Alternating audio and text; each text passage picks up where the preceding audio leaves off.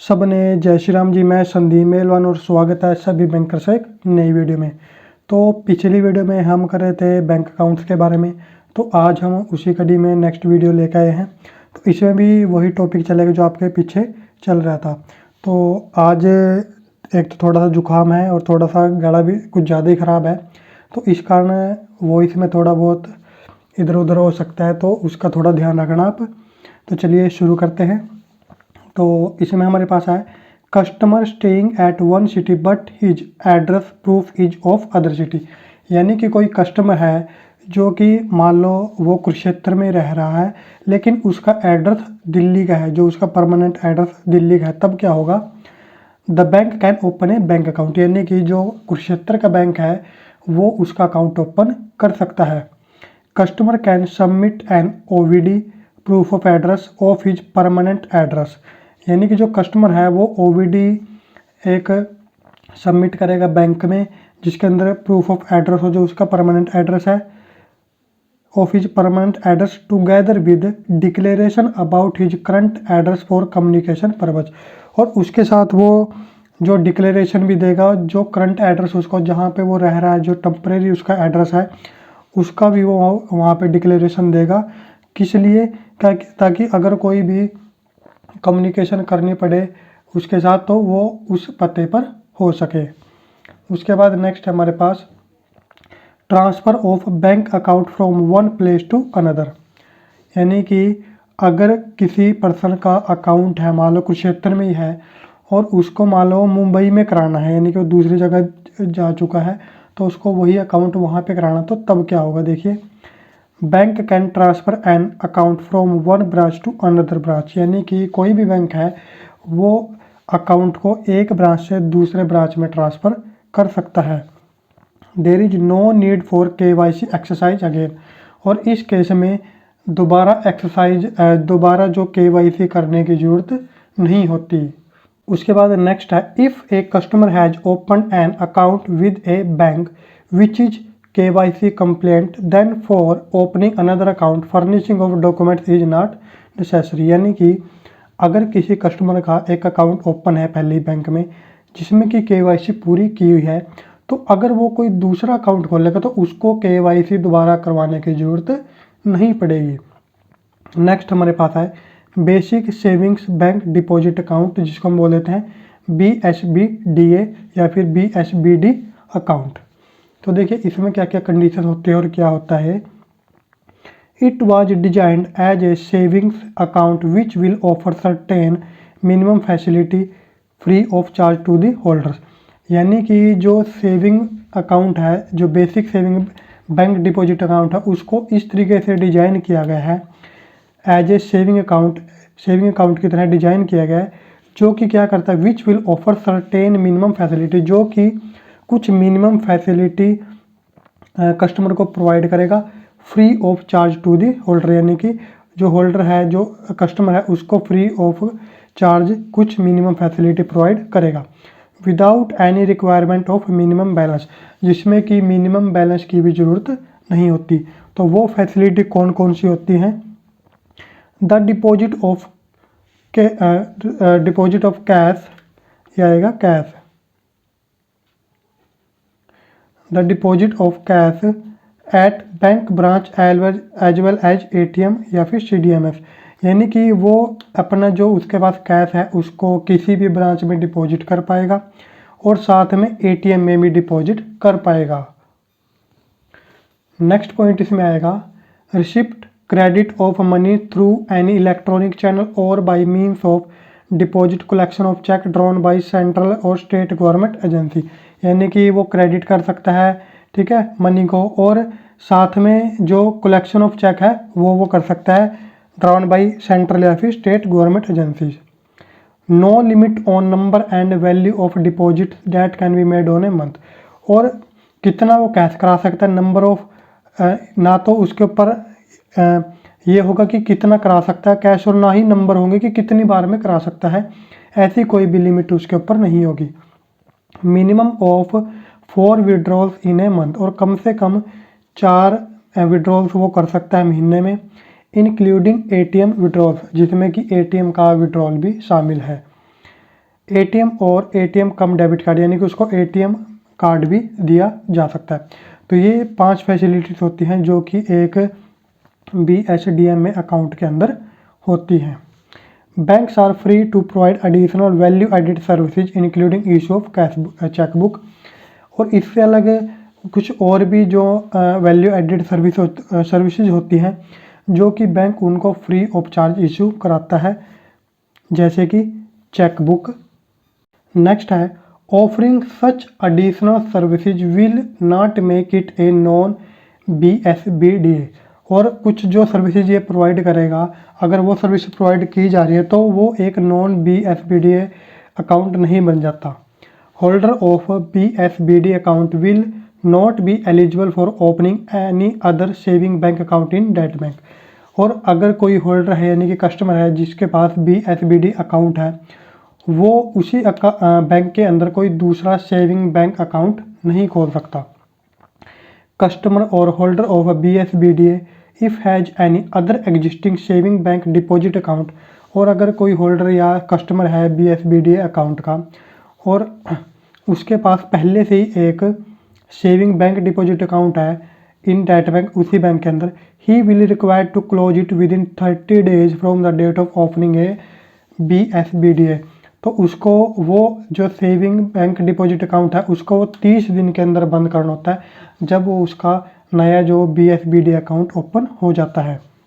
A bank should take declaration from the customer that he is not having a BSBDA in any other bank. और जो bank है वो declaration लेता है customer से जब भी वो BSBD अकाउंट खोलेगा कि आपका किसी दूसरे बैंक के अंदर या हमारे बैंक के अंदर ही कोई दूसरा BSBD अकाउंट नहीं होना चाहिए। उसके बाद नेक्स्ट हमारे पास है बैंकिंग ओम्बड्समैन। ये हमने पहले भी किया था, तो इसके कुछ जो पॉइंट्स रह गए थे वो अब हम अभी कर लेंगे। तो फर्स्ट पॉइंट इसमें हमारे पास है it provides independent expeditious and inexpensive forum to aggrieved bank customers. RBI introduced this scheme under powers granted under Section 35A of Banking Regulation Act। यानी कि जो बैंकिंग ओम्बड्समैन है वो क्या करता है, ये इंडिपेंडेंट हमें एक्सपीडियस एंड इनएक्सपेंसिव फोरम होती है जो क्या करती है, जिसका काम क्या होता है कि जो एग्रीवेड बैंक कस्टमर है यानी कि ऐसा कस्टमर जिसके साथ कुछ गलत हुआ है, ठीक है, तो उसको वो सहायता प्रदान करते हैं। उसकी जो कंप्लेंट होती है उसको वो जो ठीक करते हैं या फिर जो कमी रही थी, जो कुछ भी था जो गलत हुआ किसी कस्टमर के साथ, उसकी सुनवाई की जाती है। This scheme under powers granted under section 35A of banking regulation act. और ये जो स्कीम है ये जो RBI की पावर थी जो कि उस जो बैंकिंग रेगुलेशन एक्ट 35A के अंडर इसको बनाया गया है। उसके बाद हमारे पास है complaints relating to deficiency in service in deposit, fair practice code, credit card etcetera. और जो कंप्लेंट्स होती है वो कौन कौन सी हो सकती है, डेफिशिएंसी इन सर्विस यानी कि इन डिपॉजिट यानी कि आप डिपॉजिट कराने गए हो तो उन्होंने अच्छे तरीके से डिपॉजिट नहीं किया या कोई रूल फॉलो नहीं किया। फेयर प्रैक्टिस कोड, और जिस तरीके से काम होता है मान लो बैंक ने उस तरीके से काम नहीं किया। क्रेडिट कार्ड की कोई दिक्कत हो। In loans non observance of RBI directions, या फिर RBI की जो डायरेक्शंस है उस हिसाब से काम नहीं हो रहा हो। डिले इन सैंक्शन और डिसबर्समेंट, या फिर जो कोई लोन है या कोई क्लेम है आपका उसको सैंक्शन करने में डिले किया जा रहा है या डिसबर्समेंट करने में डिले किया जा रहा हो। टाइम शेड्यूल्स आर इंक्लूडेड, और इसमें टाइम शेड्यूल भी जो है वो सभी चीज़ें इसमें इंक्लूड होती हैं। RBI has widened the scope of ombudsman scheme 2006। और RBI ने जो इसका स्कोप और भी ज़्यादा बढ़ा दिया, जो कि कौन सी स्कीम है हमारे पास कब आई थी, ओम्बड्समैन स्कीम 2006 में। Include deficiency arising out of sale of insurance mutual fund other. और इसमें और भी क्या ऐड कर दिया है कि जो डेफिशिएंसी है, जो कमियां हैं किसके कारण हो रही है, arising out of sale of insurance, जो कि इंश्योरेंस सेल करने पे हो रही है, म्यूचुअल फंड सेल करने पे हो रही है, या फिर अदर में क्या आ जाएगा, third party investment products by banks, यानी कि जो बैंक्स के द्वारा किए जा रहे हैं, यानी कि उसने कोई इन्वेस्टमेंट कराई है, कोई म्यूचुअल फंड जो बेचा है, और यानी कि बैंक के कहने पे कस्टमर ने लिया है, तो इन सभी केस को भी उसमें ऐड कर लिया गया है। A customer would also be able to lodge a complaint against the bank for non-adherence to the RBI instructions with regard to mobile banking, electronic banking services India। और साथ में जो कोई कस्टमर है वो कब भी कंप्लेंट लॉन्च कर सकता है जबकि कोई बैंक जो RBI की इंस्ट्रक्शंस है उसके अकॉर्डिंग ना चल रहा हो। उसके बाद हमारे पास है प्रीक्वेसाइट। तो इसमें देखिए क्या होगा, customer should have complaint to the concerned bank first and wait for 1 month। Complaint to ombudsman can be in written or in electronic mode. यानी कि अगर मान लो कोई डेफिशिएंसी पाई है कस्टमर ने, तो कस्टमर जब कंप्लेंट करेगा तो कस्टमर सबसे पहले कंप्लेंट कहाँ करेगा, बैंक को कंप्लेंट करेगा। ऐसा नहीं है कि आप डायरेक्ट ओम्बड्समैन को कंप्लेंट कर दोगे, पहले बैंक को कंप्लेंट करेगा। एंड वेट फॉर 1 month, 1 महीने का उसके बाद उसके पास टाइम होगा बैंक के पास कि वो उसको रिप्लाई दे, उस कमी को ठीक करे। Complaint to ombudsman can be written in or in electronic mode. और अगर वो कंप्लेंट वहाँ पे उसका रिप्लाई नहीं आता या फिर सेटिस्फाई नहीं होता, उसके बाद जो कंप्लेंट किसको की जा सकती है, ओम्बड्समैन को की जाती है। लिमिटेशन में देखिए क्या आएगा, cause of action. Complaints are accepted only if they are made not later than 1 year after the complaint has received the reply from bank। यानी कि जो कंप्लेंट है वो कंप्लेंट्स आर एक्सेप्टेड ओनली, वो सिर्फ कब एक्सेप्ट की जाएंगी जब वो 1 साल से लेट ना की गई हो। मान लो कि आपने जनवरी में कोई डेफिशिएंसी मिली आपको, आपने बैंक में जो कंप्लेंट कर दी, उसके बाद 1 महीने का उनके पास टाइम था, 1 महीने के बाद उन्होंने दोबारा भी वो कर दिया। लेकिन उसके बाद आपने ओम्बड्समैन में जो कंप्लेंट करने में उसे मान लो अगले साल कर रहे हो आप, फरवरी मार्च अप्रैल में जाके, यानी कि 1 साल से ऊपर हो गया, तब वो कंप्लेंट नहीं मानी जाएगी, तब वो एक्सेप्ट नहीं की जाएगी। 1 साल के अंदर आपको कंप्लेंट करनी होती है। उसके बाद नेक्स्ट है, if no reply received not later than 1 year. और अगर कोई भी रिप्लाई नहीं आता 1 साल के अंदर भी, and 1 month from date of representation to the bank, then complaint can be launched to banking Lokpal. तो बैंकिंग लोकपाल के बारे में भी नेक्स्ट वीडियो में पढ़ेंगे। उसके बाद है अवार्ड। अवार्ड क्या होता है कि मान लो जो कंपनसेशन दी जाती है पर्सन को ओम्बड्समैन के द्वारा या फिर बैंक के द्वारा, तो वो होता है award. Can give maximum award up to rate 20 lakh, 20 lakh की मैक्सिमम कंपनसेशन या अवार्ड दिया जा सकता है। Compensation not exceeding rate 1 lakh can also now be awarded by the ombudsman to the complainant for loss of time. और उसके साथ 1 साल 1 लाख से ज़्यादा नहीं दी जा सकती कंपनसेशन जो है। अवार्ड तो 20 लाख तक हो सकता है, जो कंपनसेशन है ठीक है वो 1 लाख से ऊपर नहीं दी जा सकती।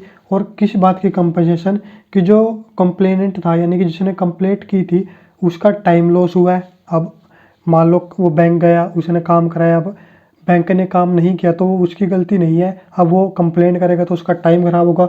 तो उस टाइम को ख़राब करने के लिए जो कंपनसेशन 1 लाख तक दी जा सकती है। एक्सपेंसिव जो उसके हुए हैं, हारेसमेंट जो हुई है, and mental engage suffered by the complaint. और यानी कि जो मेंटल उसको हरेसमेंट हुई है, उसका टाइम ख़राब हुआ है, जो उसका खर्च हुआ है, वो सारे का जो कंपनसेशन 1 लाख से ऊपर नहीं दे सकते। Binding on bank if customer gives acceptance with in 30 days from receipt. उसके बाद नेक्स्ट है, if award is not implemented for more than 3 month। यानी कि जो मान लो ओम्बड्समैन ने जो बोल दिया कि आपको ये अवार्ड उसको देना पड़ेगा, तो अगर वो 3 महीने तक नहीं दिया जाता, the report is to be submitted to customer service committee of the board and to make disclosure in the balance sheet of the bank. तो उसकी जो रिपोर्ट की जाएगी कस्टमर सर्विस कमेटी को की जाएगी और उसका जो डिस्क्लोजर है वो बैंक की बैलेंस शीट के अंदर भी दिया जाएगा। उसके बाद है appeal. Any party can file appeal within 30 days on receiving award or the ombudsman rejecting his complaint, कि जो कोई भी पार्टी है या तो बैंक या फिर जो जिसने कंप्लेंट की थी वो पर्सन, वो अपील कर सकते हैं 30 डेज़ के अंदर ऑन रिसीविंग अवार्ड इशू होने के बाद, रिसीव होने के बाद। और the ombudsman rejecting his complaint to appellate authority, या तो यानी कि उसके जो कंप्लेंट है वो रिजेक्ट होगी हो या फिर उसको अवार्ड दे दिया गया हो, तो दोनों पार्टी में से कोई भी दोबारा कंप्लेंट कर सकती है। If the appeal is by the bank, और अगर अपील बैंक के द्वारा की जाती है, it should be made with approval of CMD, ED और CEO ओनली। तो अगर बैंक के द्वारा की जाएगी अपील तो वो किससे अप्रूव होनी चाहिए, CMD, ED या फिर CEO से। नेक्स्ट हमारे पास है कंज्यूमर प्रोटेक्शन एक्ट, जिसको हम कोपरा बोल देते हैं, 1986, available to consumer for deficiency in service for consideration. और ये भी किसके लिए है कि ये कंज्यूमर के लिए अवेलेबल होता है किसी भी सर्विस में डेफिशिएंसी होने पर। लिमिटेशन क्या है, 2 years from cause of action, यानी कि कोई भी जो जिसके कारण हम जो केस करेंगे, जो कंप्लेंट करेंगे, जो उसका कॉज ऑफ एक्शन है वो 2 साल का होना चाहिए, 2 साल से लेट आप नहीं कर सकते। डिस्ट्रिक्ट फोरम में अप टू 1 करोड़ है। स्टेट कमीशन में more than 1 crore but up to rate 10 crore. National commission में ग्रेटर देन 10 करोड़। उसके बाद है complaint shall pay to the opposite party such cost not exceeding rate 10,000 as may be specified in the order. और जो complaint है cell पे the opposite party, यानी कि दूसरी पार्टी को कॉस्ट पे करेगा जो कि 10,000 से ऊपर नहीं होनी चाहिए।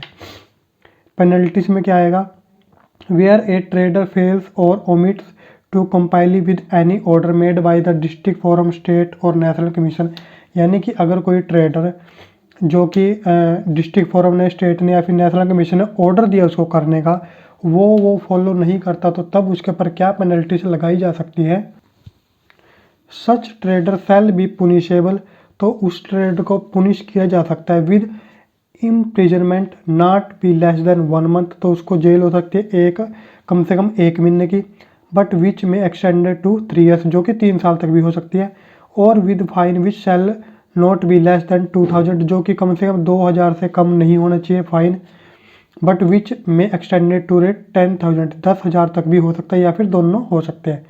उसके बाद appeal, period of appeal 45 days, यानी कि अगर वो संतुष्ट नहीं है दोनों पार्टी में से कोई भी, तो वो अपील कर सकते हैं 45 डेज के अंदर। Appeal against district forum to state commission, deposit of 50% of amount और rate 20,000 whichever less. Against state commission में क्या होगा, to national commission rate 35,000 and against national commission to supreme court rate 50,000। तो ये था हमारे पास है जो कि हमने इसमें लोकल अदालत जो है वो हम नेक्स्ट वीडियो में पढ़ेंगे। बैंकिंग ओम्बड्समैन हमने पढ़ लिया, कोपरा एक्ट इसमें हमने पढ़ लिया, और कुछ जो अकाउंट के बारे में रहता था वो भी हमने इसमें पढ़ लिया। तो इस वीडियो में इतना ही, मिलेंगे नेक्स्ट वीडियो में नए टॉपिक के साथ। तब तक के लिए सबको जय श्री राम।